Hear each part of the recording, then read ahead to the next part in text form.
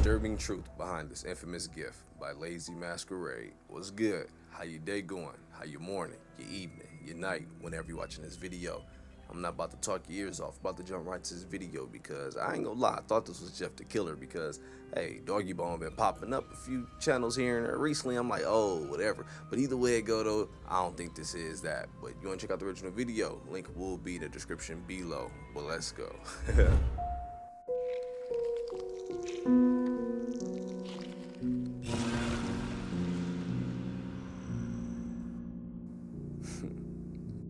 Definitely Resident Evil. Hey, that's dope though. Today's video is sponsored by Stamps.com. The late 2000s, a time where everyone found themselves delving into the creepy side of YouTube. Sometimes accidentally, oftentimes intentionally. An era where cursed videos and images reigned supreme. The more ominous and unexplained, the better. I feel fantastic. There is nothing. Chez St. John. And this. Though not as well known as some other eerie artifacts from that period, there's a good chance you recognise it. The White House GIF. Or GIF if you're a sociopath. It appeared in a plethora of online spaces back in the day. In creepypastas and YTPs, on social media platforms and image boards, and shared around between friends as a sort of dark joke. Though, undoubtedly, it's most strongly associated with one piece of content in particular. A video uploaded to YouTube on November 29th, 2008. Why you never became a dancer. Since then, the videos acquired nearly 4 million views and earned this unsettling clip a place in the internet's dark hall of fame. And yet, despite being so recognisable, the identity of the woman who appears in the White House GIF remained a mystery for years. In order to finally identify her, an internet-wide search was conducted by people across the globe, all of them searching for the source image used to create the GIF. Much like how people are searching for the original Jeff the Killer picture today. Just thinking that. But unlike old Jeffy Boy, the unedited photo behind the White House GIF has since been uncovered, and the truth behind it turned out to be much darker than anyone anticipated. But to explain why, we'll need some backstory.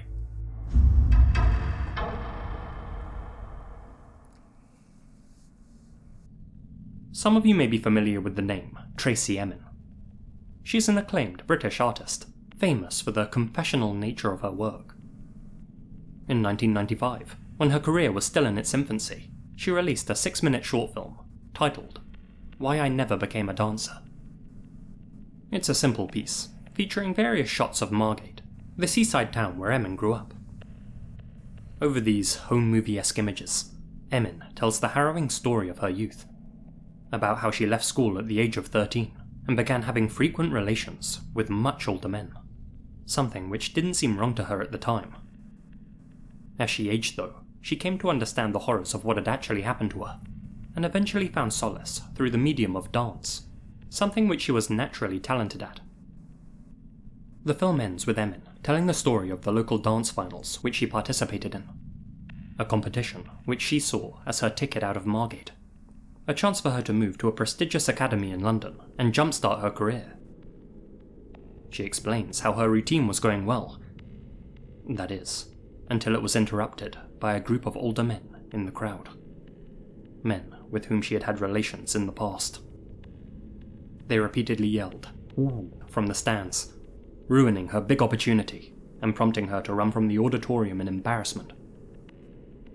The film concludes with Emin saying, "Shane, Eddie, Tony, Doug, Richard, this one's for you," before cutting to a clip of her dancing to Sylvester's You Make Me Feel.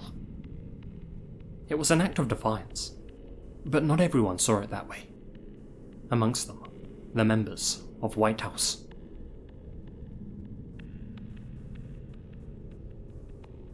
Also hailing from England, White House were a power electronics band who worked within the genre of noise music, and were well known for their intense, some might say unscrupulous, lyrics, as well as their heavily distorted sound.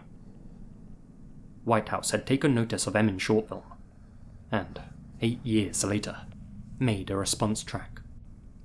A song titled, Why You Never Became a Dancer. The song aggressively accuses Emin of making up the entire story she told in her short film, saying that she lied about her past hurt for personal gain. It's unclear why Whitehouse was so certain that Emin was lying, though the group's stance on the issue may have changed in recent years, given that they've asked certain websites to remove the song's lyrics from their archives, and seem to have taken the song down from their own official platforms. But that doesn't mean that the song's inaccessible. Unless I'm tripping, but the songwriters, Jermaine Dupri, I don't know the other person, Scott Storch, and Sean Garrett, sound familiar.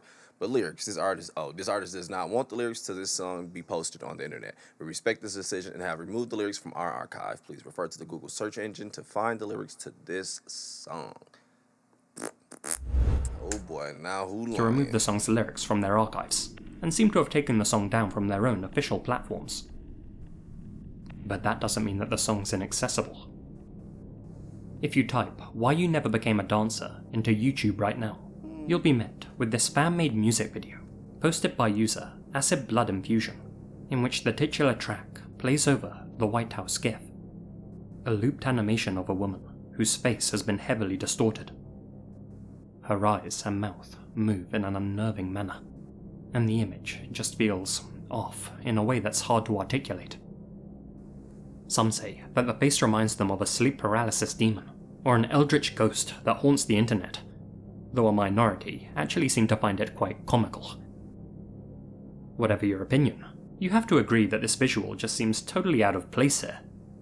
I mean, this isn't the face of Tracey Emin, nor of anyone affiliated with the band Whitehouse, and the animation seemingly has nothing to do with the song or its lyrics. It's not really that creepy. That incongruity made the gif all the more mysterious and memorable. But it also left people scratching their heads It looks more and prompted weird. them to ask some questions. Firstly, why had the uploader specifically selected this gif as the background for the video? Secondly, and more importantly, where was the source image used to create it? An original must exist somewhere online after all, and many were curious what this woman actually looked like in real life.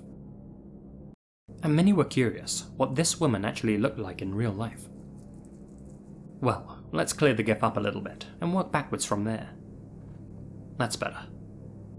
Now, since the woman's face has an unreal, almost ghost-like quality to it, some people speculated that the gif had been created from scratch. But to be clear, that's not the case. It's a little more creepy. This animation had been made using a real photo as its basis, one which had been processed through some rudimentary program. Throughout the mid-2000s, internet users were beginning to experiment with image manipulation software, which at the time could be used to create visuals like this. The original deepfakes, though perhaps shallow fakes is more accurate. As you can see, the results often gave their subjects an uncanny aesthetic, similar to that of the Whitehouse lady. Her gif must have been made using one of these programs, one that was available in late 2008. Well, there aren't many contenders, and Twitter user Aeroburger recently made a post suggesting that it was probably Crazy Talk, a piece of software that dates back to December 2003, and which could turn photos into talking avatars. By today's standards, quite primitive, but it was a fun novelty for many when times were simpler. The 2003 version of Crazy Talk only came with lip-syncing features, but later versions included more dynamic head motion capabilities. Here's an example from June 2009, uploaded to YouTube 5 months after the Whitehouse gif first appeared online.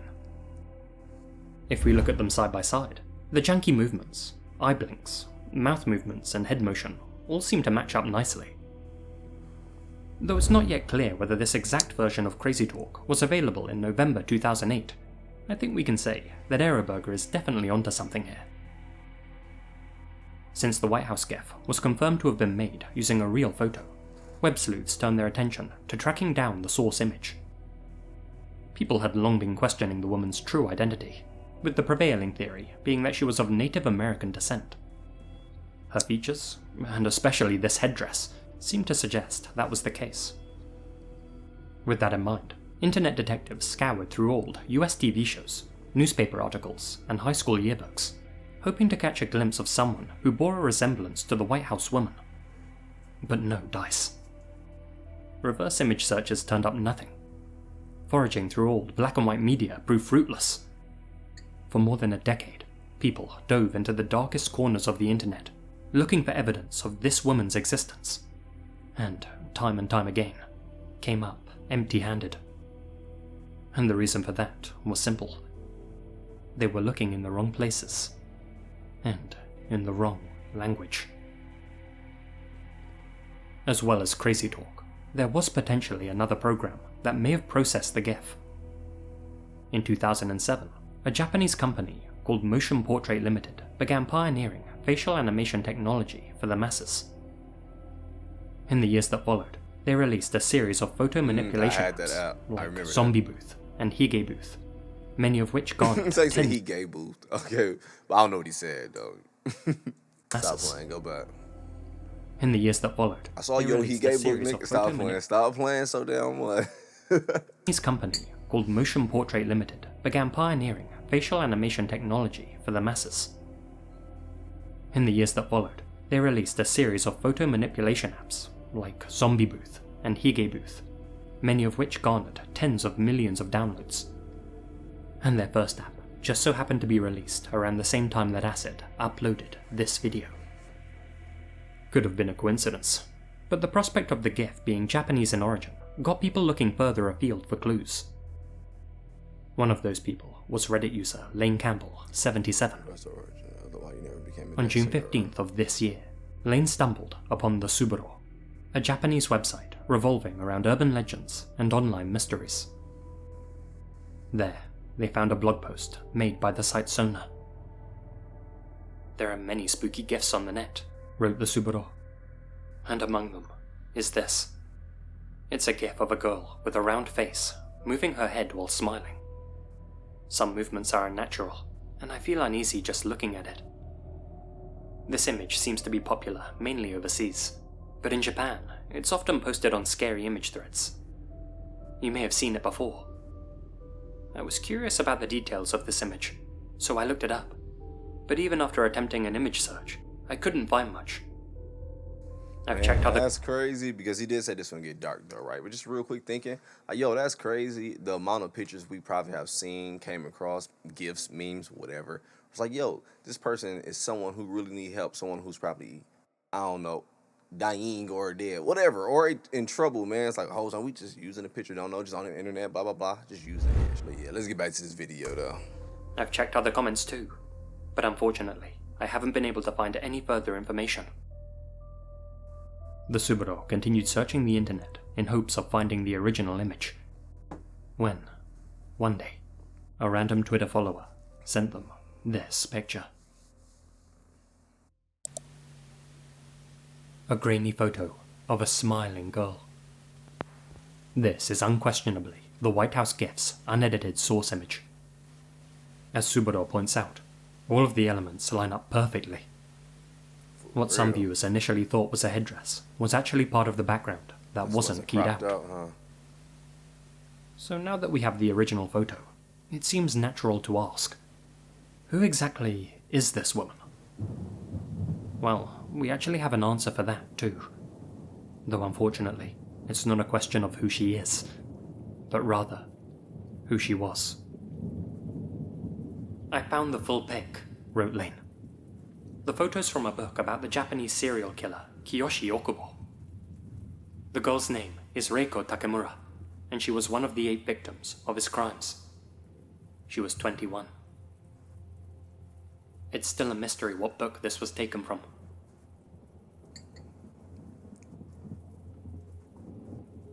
As it turns out, the girl we've all been searching for, Reiko Takemura, wasn't a TV personality or an interviewee from a news broadcast. She was a murder victim, and the photo used to make this GIF had been taken from a report on her slaying. You know what? Had been taken from a report on her slaying. Though not the first to link Reiko to the White House GIF, Lane Campbell's post has brought this revelation to the wider internet's attention. Lane's post continued. "With this new image, it opened up a lot of new pathways for research. I came across a video about the incident. And once again, watching through it, we can come across another sighting. It flashes at timestamp 10:51.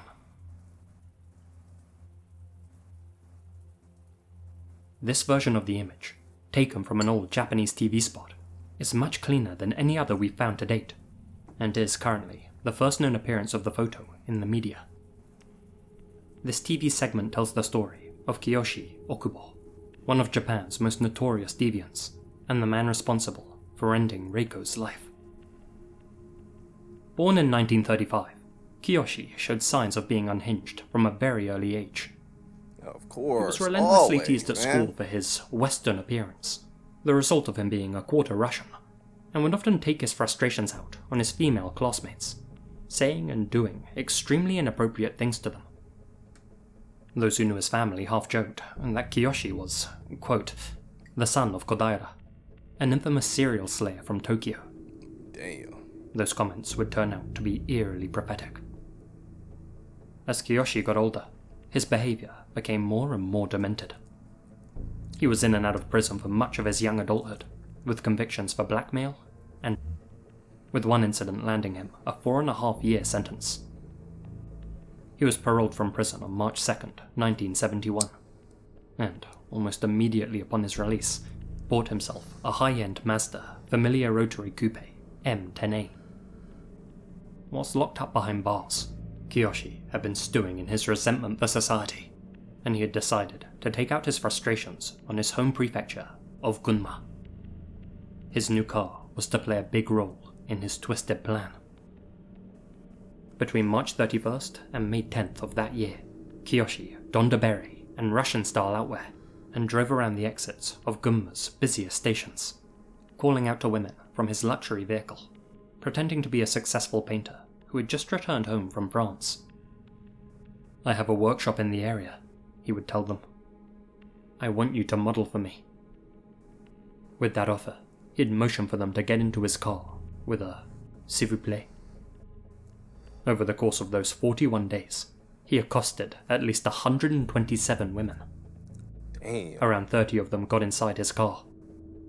More than a dozen of them were, and 8 of them were slain. They were Miyako Suda, 17, a student; Mieko Oikawa, 17, a waitress; Chieko Ida, 19, a government employee; Seiko Kawabata, 17, a student; Akemi Sato, 17, a student; Kazuyo Kawaho, 18, a telephone operator; Naoko Takahashi. Now I'm thinking about that GIF being played from earlier, doing a little emotional-ish. Yeah, now as it play in my head, now it's a little more creepy, dude. Because at first I thought it was going to be one of those Jeff the Killer type situations. I know he did say this one gets dark, but I was like, man, there's no way this is about to be something real, dude. But hey, yeah, this is crazy as hell. 18, a telephone operator; Naoko Takahashi, 21. My bad, though. I just ate some popcorn. That's why you keep seeing me, like, spitting or whatever, though. I'm not actually spitting. I just couldn't find the actual word. Man, I'm spitting, but them kernels in my teeth. But let's get back. Telephone operator; Naoko Takahashi, 21, a housemaid; and, of course, Reiko Takemura, 21, a company employee from Fujioka City. Kiyoshi later described Reiko's final evening to detectives. "I asked Reiko to be a model for my paintings, led her in my car, and drove her to Isesaki. We talked about coffee shops, Western literature, and mountaineering. The conversation was lively, and I thought that she had come to like me. So we left the cafe and took a drive. I tried to take her to a motel, but she refused, saying, 'Do I look like that kind of girl?' Later, along a forest road, I tried forcing myself upon her, but she slapped me and said, 'Stop, my father's a policeman.' She tried to run. I stopped her, and strangled her. Unfortunately for Reiko, she had uttered the word that Kiyoshi hated to hear more than any other. A word which turned him into a feral creature. Police. In interviews with Kiyoshi, he later admitted to investigators that Reiko and the 7 other victims he killed had all used that word to try and scare him off, And that's why he chose to end their lives, 'cause he already specifically. has- Reiko had lied about her fuck father outta being in here. law enforcement in a bid to save her own life. Which But- probably really made it worse for her because he already has a hate built up for them in society anyway, huh? And that's why he chose to end their lives, specifically. Reiko that had lied burns, about huh? her father being in law enforcement in a bid to save her own life. But, in a cruel twist of fate, it ended up having the opposite effect. I was stupid not to see through her lie, Kiyoshi later said. When asked why the word made him snap, he replied, "I hate women, and I hate the police. I hate women because they've framed me in the past. I hate the police because they always listen to the plaintiff and never listen to my explanation. I was betrayed by women, betrayed by society, and pushed into the depths of despair. So I gave up my human blood and decided to become a cold-blooded animal." This shit getting deep. The fact that he acknowledged who the hell he is and acknowledge his wrong as well, but like, hey, I fucking don't care. Yeah, that is even creepier because the only way to end this person is to end this person. Nation. Alright, let me go back real quick. I was betrayed by women, betrayed by society, and pushed into the Doggy depths bones, of and despair. I gave up my human So blood. I gave up my human blood and decided to become a cold-blooded animal. In the end, Kiyoshi was brought to justice thanks to the efforts of Reiko's own brother, Mitsuo. After his sister disappeared, Mitsuo stayed up all night searching for her. In the early hours, he came upon Reiko's bike by the gates of a credit union. But rather than run up to inspect it, he instead held back and simply observed it from a distance. After waiting for some time, he saw a stranger approach the bicycle. It was Kiyoshi Okubo. Yes, sir. Oh, He had returned to wipe down I ain't gonna lie, that was smart because most people probably would have just panicked and jumped right into it. I probably would have as well. It was like, man, you messing up some evidence, dog. Not saying that it'll always play out that way, but damn, just the butterfly effect, man. It's trippy to me. It was Kiyoshi Okubo. Not really, but He had returned to wipe down the bike and remove any fingerprints he may have left behind. Mitsuo cautiously stepped out from the shadows and simply asked, "Was it you?" Startled, Kiyoshi replied, "Oh, no. It's a nice bike. I was just wondering what it's doing in a place like this." Kiyoshi smiled awkwardly and then ran to his vehicle and drove off. Unbeknownst to Mitsuo, Kiyoshi would go on to take the life of another girl that very same day. damn. But unbeknownst to Kiyoshi, Mitsuo had just taken note of his license plate. Even with his plates and a description of his face, investigators still couldn't locate Kiyoshi. As such, Mitsuo took matters into his own hands and set up a private search party consisting of friends, family members, and employees from his own company. He vowed to not eat again until he found the culprit behind his sister's disappearance. On May 14th, That's what's members up, of his bro. search party finally located Kiyoshi. He was driving his car through Gunma. At the time, a female high school student was sat in the passenger's seat. A lucky escape for her. The search party held Kiyoshi until the authorities arrived. At the station, Kiyoshi gave a full confession and eventually led detectives to where he had buried Reiko, in the shadow of Mount Miyogi. The authorities had him draw up a map of where to find the other 7 victims. They were worried that a mob would butcher him if he appeared there in person again. Once news of his modus operandi spread, Mazda sales in Gunma Prefecture dropped significantly.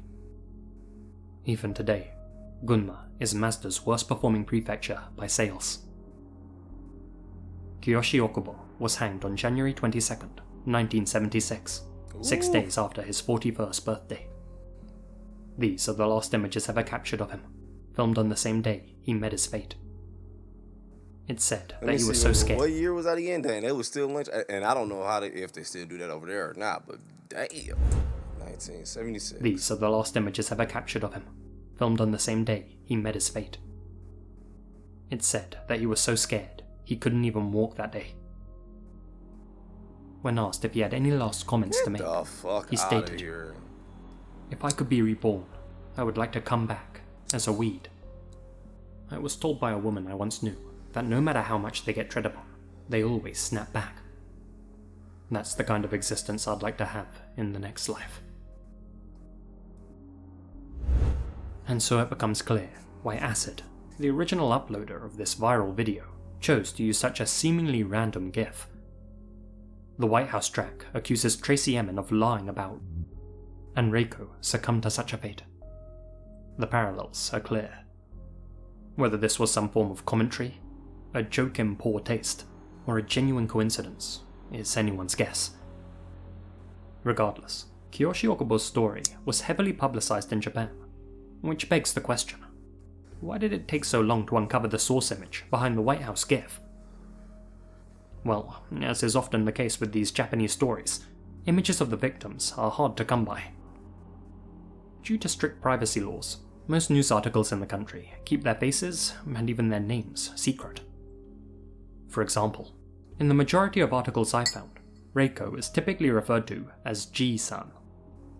It obviously also goes without saying that the majority of information about Reiko's case is written in Japanese, making the search nigh impossible for most online detectives.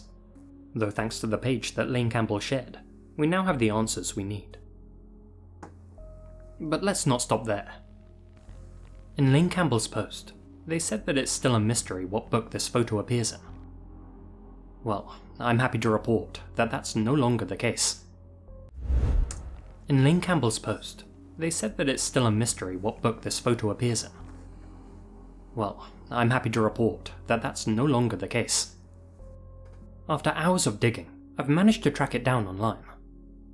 It's actually a 2-page fold from a magazine, Jitsuroku Sengo Taboo Hanzaishi, or Post-War Taboo Crime History, published by Core Magazine Limited, a company with a less than stellar reputation, let's put it like that. Damn. They've been taken to court numerous times for criminal infractions of their own, not least for accidentally publishing. And such carelessness makes me wonder about this photo of Reiko. Even in its unedited form, it still looks a little off, don't you think? Especially when you see it alongside the more natural-looking photos of the other victims. Take a look at all of these images used in the magazine. They're the exact same ones used in the TV segment that Lane unearthed.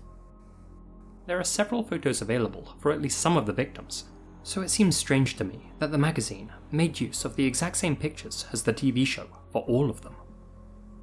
Given their past history, I personally wouldn't be surprised if Core Magazine simply ripped these photos from the show without much thought. Focusing on this photo of Reiko, as far as we know, this unknown television spot and this page from Core Magazine are the only 2 places that it's ever appeared. Which makes me wonder, this super contrasted, undetailed photo, is it really of Reiko? I mentioned that Japan has strict privacy laws. Well, TV shows in the country often make use of example images to avoid legal issues. I can't help but wonder whether the TV company couldn't get permission from Reiko's family. Let me see, wait. Let me go back real quick. I mentioned that Japan has strict privacy laws. Well, TV shows in the country often make use of example images to avoid legal issues. I can't help but wonder whether the TV company couldn't get permission from Reiko's family to use her image, or simply couldn't acquire a picture of her for whatever reason, and so made use of a placeholder image. One of a fake person. Well, that's all speculation on my part. But even if this really is Reiko, surely there are better photos out there that we can replace this with. Ones that would do Reiko's memory more justice. She deserves that much at least. So, let's find one.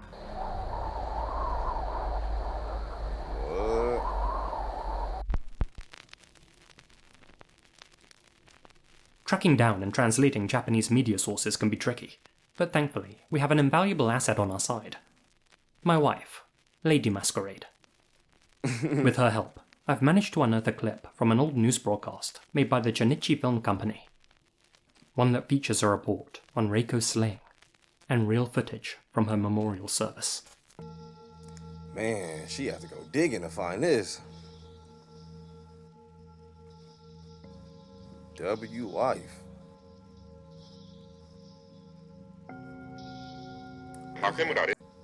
Was I heard the final one? 竹村玲子さんが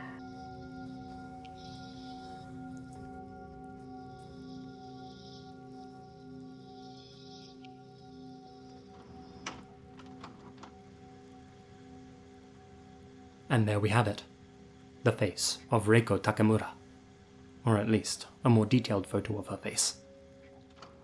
This broadcast also includes interviews with both her brother, Mitsuo, and her mother, who tells us a lot about who her daughter was in life.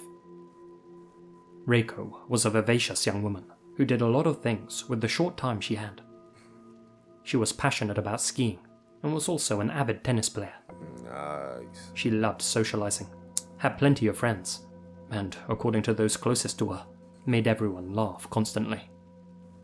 She was an extremely determined person who set goals for herself and went for them. Her future was as bright as her infectious smile, and it was cruelly snatched away from her. With any luck, we'll be able to find more photos of Reiko in the near future. Some people have been sharing this image around, claiming it shows the faces of Kiyoshi's 8 victims, but these are actually actresses from a teledrama based on the slayings. There definitely are better quality photos of Reiko that exist though. Take a look at this old magazine pullout from 1971. It shows the faces of all 8 slain women alongside Kiyoshi. By process of elimination, I'm 95% confident that Reiko is this woman right here. I also know for a fact there's another one of her in this book.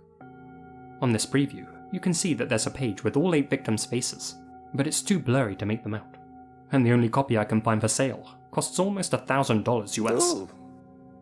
If I find any more reasonably priced copies, or come across some more photos of Reiko, I'll update you all on my Twitter page.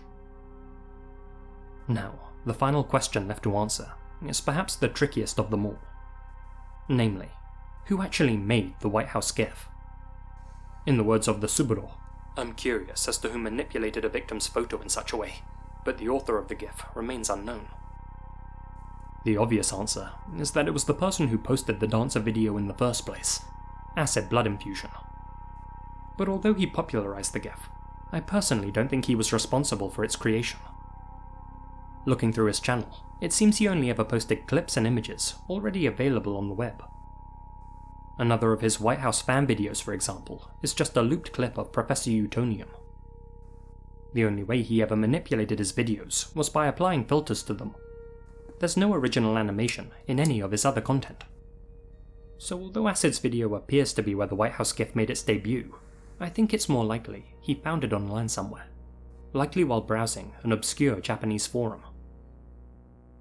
As we've come to learn, this photo of Reiko is an extremely deep cut, so whoever the true author of this GIF is, they made it knowing full well what happened to her. And the fact someone would do such a thing is far scarier than the GIF itself. As one Japanese commenter put it, it's like digging up graves and playing with corpses. Damn. Reiko Takemura had her life taken away from her, and then Damn, that is one eerie, true perspective, man. Fudge. graves and playing with corpses. Reiko Takemura had her life taken away from her, and then, decades later, was victimized yet again, this time by having her face processed and turned into content. Content that's been laughed or screamed at by millions of people around the world, none of them aware of who she was or what happened to her. I thought it was important to share Reiko's story with you for that very reason, to potentially undo a small amount of the damage caused to her and her family by this GIF. A GIF which is no longer scary, or funny, or entertaining. I agree. Just sad.